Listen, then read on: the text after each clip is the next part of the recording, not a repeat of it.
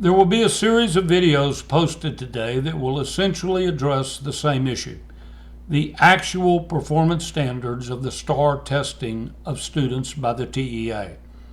The videos will be linear and cumulative, and I'm going to do each under 3 minutes to cover the basics that will lead eventually to comprehensive analysis in the future. You will start getting your first look at some actual performance data involving Texas and KDISD, but no data dump yet. If you will hang with me at least through the week, you will already know more than the typical school board member in Texas, a group that generally does not know enough to know what they don't know.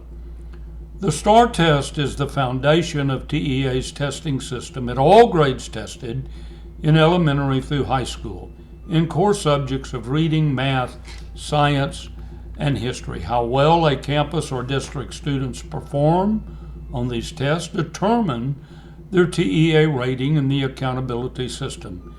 It is a criterion test designed to understand what students have learned from what they were taught. It is not a test designed to create a bell curve like some national test. Harken back to your own days in the classroom.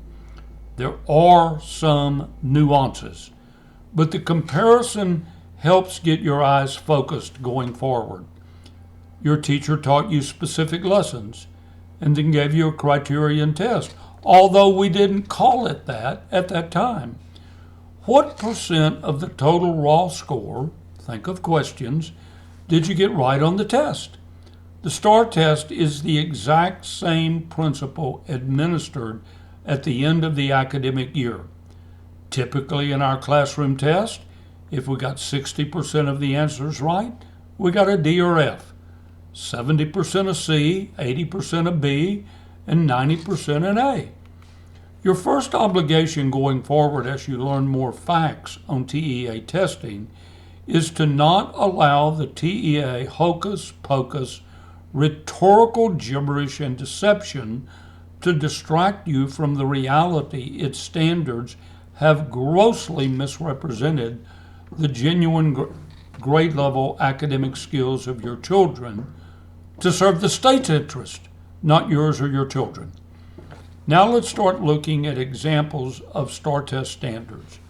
Moreover, by the end of today's presentation, I hope you will be righteously indignant that the KDISD School Board, under the direction of President Victor Perez, refused to honor a request by my IEA to produce explicit data you'll see and need to help put the next several videos in better context.